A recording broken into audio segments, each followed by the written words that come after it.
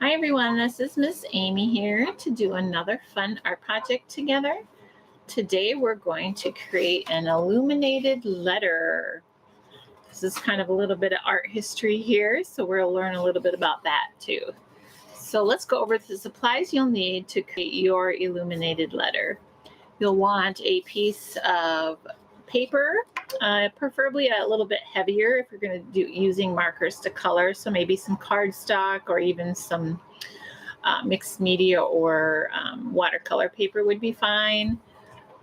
A pencil and eraser, a black Sharpie, a ruler, and markers. Now I have some colored Sharpies and some other markers that I'll be using today, but whatever you have available will work just fine. All right, so let's get started on our project. So an illuminated letter, this is an art form that's been around for like 1,000 years. During some medieval times, the monks in the monasteries, they, when they would write manuscripts out, write books out or whatever, they didn't have printing presses like we do today. So they would do it by hand, and they would make often the first letter on the page would be decorative. They would add little characters, they would add some patterns, real intricate patterns. Just a lot of detail would go into their illuminated letter. And that's what an illuminated letter is a very decorative, artistic letter. So we're going to create one of our initial today. So my first initial is A for Amy. I've done a couple of them. Here's one that's partially done. So I think today for my initial, I'm going to actually create a P for my last name.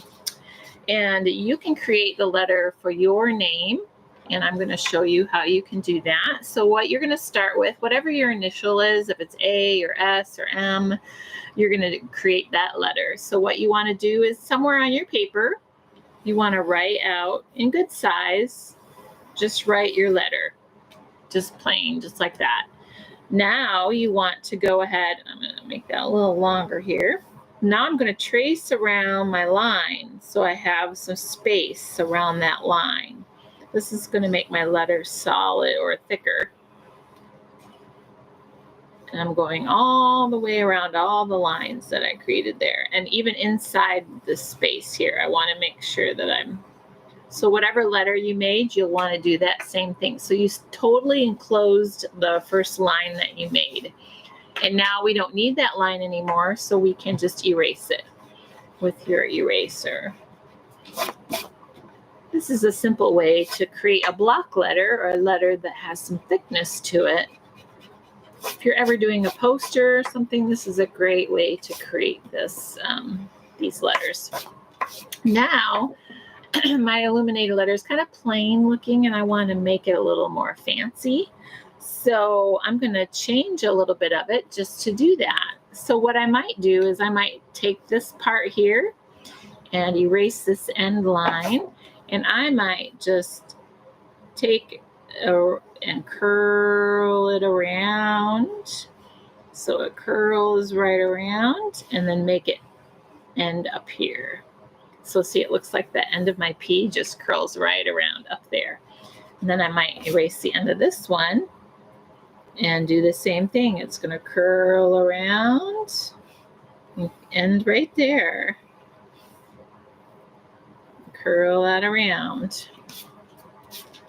And then the bottom of my P, I might just widen it a little bit at the bottom, and then make a little curved line and widen it back.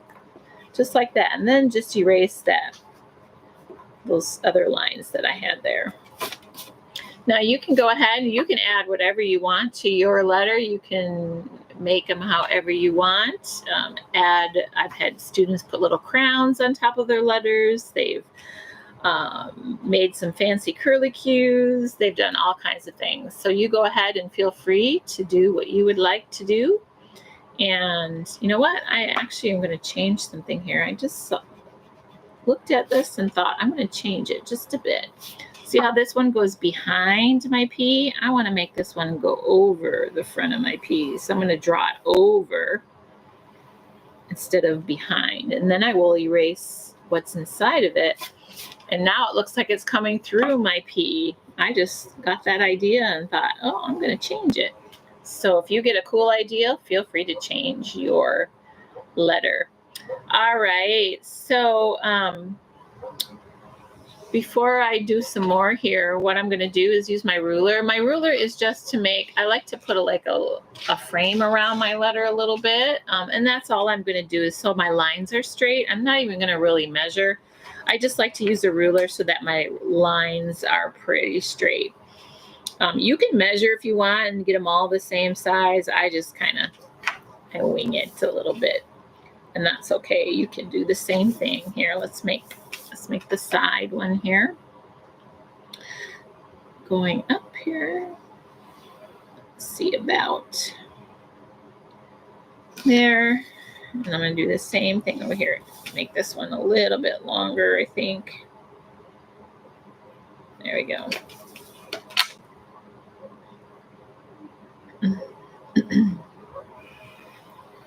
That. And then create my top of my frame right here. I'm going behind my letter, so it looks like the frame is going behind my letter. See, that looks so cool, I think. And then I might add some little curlicues inside my frame. You can do that. You can add some circles. You can decorate your letter however you want. You can create patterns, other lines, however you want to do it.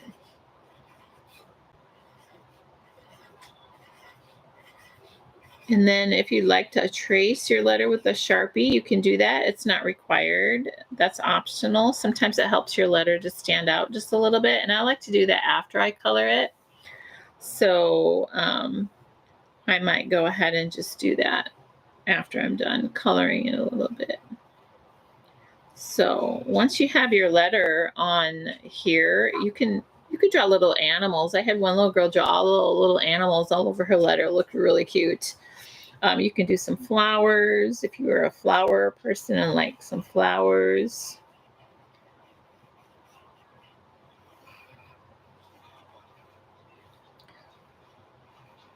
So I like to draw some curly flowers here.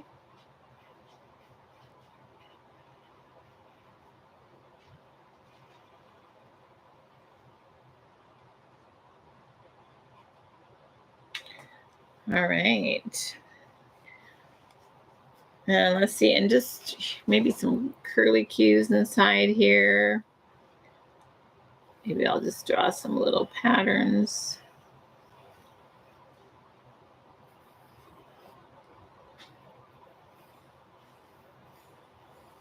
Inside my letter.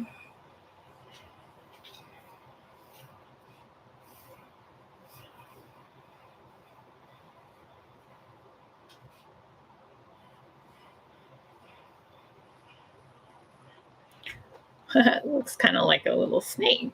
It's kind of cool. However you would like to do yours. Okay, so once you have all your design on there, you can trace it with a Sharpie. Now you can color first and then trace, or you could just trace it. It'll help it really to pop. So go ahead and just trace your outline all the way around. You can color it however you want. So I've got a letter done that will color just a little bit. So here's my finished one that I've done at first. Here's another one that I started coloring. So let's color on this one a little bit. Since I've got this one partially. So I'm going to switch to this one and just add a little bit of color on this fun project. Let's see. I think I'm going to do some greens, some light greens for my frame. So I'm just going to color in. I like to do light colors next to darker colors for the contrast. That I always think looks really cool. But you can do it however you like. And you just color in. And when you're coloring with markers, the only thing I recommend, this one's starting to get dry, but is you don't have to use heavy pressure. Use a really light pressure when you're coloring with markers. It'll work better that way, and it'll keep your marker tips from getting all damaged. Because you don't want to color like super hard with it. You want to just color lightly, and then you can do several. Like mine's starting to run low, so I've just add another layer over the top of it to if I want to darken it up a little bit. Rather than damaging, I don't want to damage the tip of my marker. But there we go. That looks great. I like that light green. Let me color this on top too. Looks really pretty with that blue. But I'm going to let you just finish your letter however you would like. Adding your patterns. You can add patterns, designs, little animals, trees, whatever you would like, and then add some color to it, and they'll really make it pop. All right, so that's all I have for this project. I hope you had a fun time creating your illuminated letter. And I would love to see a picture of your letter when you get it done. So feel free to send me a picture. That would be awesome. All right. Thank you for joining me for this illuminated letter project. All right. Have a good day. Bye-bye.